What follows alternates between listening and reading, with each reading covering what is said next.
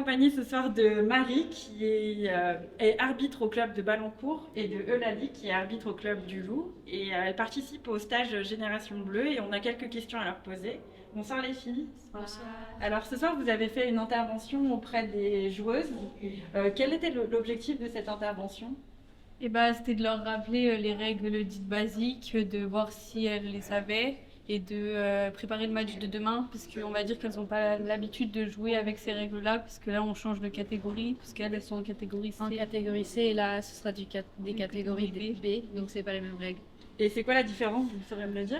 Principalement la hauteur du plaquage et les mêlées. Ok. Et vous avez utilisé l'outil Kahoot pour leur faire un petit quiz. Pourquoi est-ce que vous avez choisi cet outil-là? C'est une manière plus ludique de leur apprendre que de faire un cours magistral, et c'est des fois comme ça qu'on utilise lors des réunions. Des réunions même en club? Oui, entre arbitres. Entre arbitres?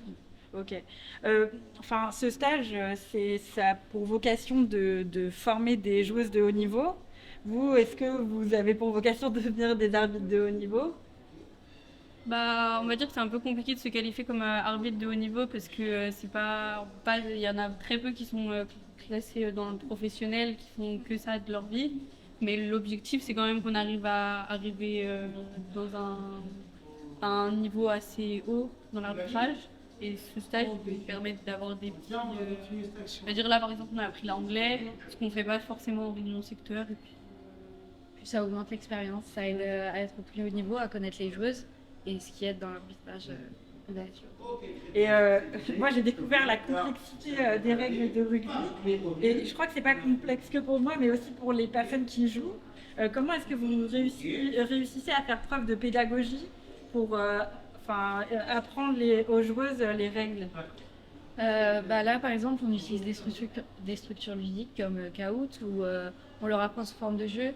Il y a aussi notre formateur, notre encadrant qui nous aide à présenter. Par exemple, là, en début de semaine, on a fait un quiz. Et ce qui les aide, le but, c'est qu'elles aient le plus de points. Okay. Et si elles apprennent ça sous forme de jeu, ce sera plus facile pour elles que d'apprendre ça sous forme de compétition. Et est-ce qu'elles sont évaluées, elles, sur leur connaissance des règles ou pas du tout? Sur les jeux qu'on a fait, non. Mais sur le terrain, si elles prennent beaucoup de pénalités, ce sera Fautif, favorable. Pour elle, après, c'est pas.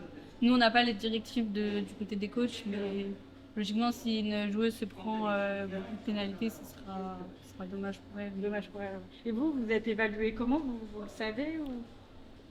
On a des évaluations sur le terrain, Ok. donc nos décisions, notre placement, notre connaissance de la règle sur plein de photos. Ok, merci beaucoup les filles. Merci.